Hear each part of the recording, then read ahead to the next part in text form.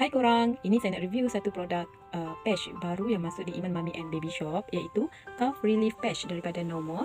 Okay, ini adalah sejenis patch untuk melegakan batuk, kahak dan juga masalah pernafasan baby. Okey, apa yang kita sedia maklum, baby kita tak boleh beri ubat lah seperti orang dewasa. Ini adalah satu alternatif lah dengan menggunakan patch selain daripada krim ataupun balm. Jadi kita boleh bagi patch. Okey, satu kotak ni dia mengandungi 3 pack ya, 3 packs dalam ni. Setiap satu packs dalam ni ada dua patch. Jadi semua sekali ada 6 patches lah. Okey, satu kotak ni ada 6 patches. So, okey, untuk satu rawatan, untuk bagi kesan awal, untuk lagi berkesan lah, kita perlu guna 2 box. Okey, 2 box relief patch ni.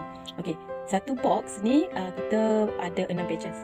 Satu kotak ni mengandungi 3 packs macam ni. Okey, 3 packs macam ni. Jadi satu kotak ni dia ada 6 patches. Jadi patch ni kena tukar setiap 12 jam. Jadi kita guna setiap 12 jam 3 patches lah. Okay, patches ni kita boleh tampal 3 di badan baby, iaitu di bahagian belakang dan juga bahagian dada baby. Okay. Jadi untuk rawatan yang lebih berkesan, kita kena guna 2 box, tukar setiap 12 jam. Patch ni selamat untuk baby, di mana ia menggunakan bahan-bahan organik dan salah satu bahan utamanya adalah cinnamon, iaitu kulit kayu manis.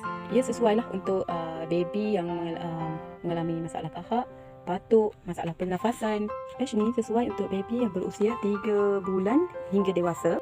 Untuk digunakan pada bayi, ibu bapa tak perlu risau sebab ianya selamat menggunakan bahan-bahan organik. Patch ni berkesan sehingga 12 jam, maknanya cukup 12 jam kena tukar. Dan dicarahkan supaya ibu bapa menggunakan 3 patch setiap 12 jam untuk beri kesan yang lebih cepat, dan harganya RM22. RM22 anda dapat satu box ni bersamaan dengan 6 patches. Boleh dapatkan di Iman Mami and Baby Shop sekarang ataupun WhatsApp kami. Okey, terima kasih.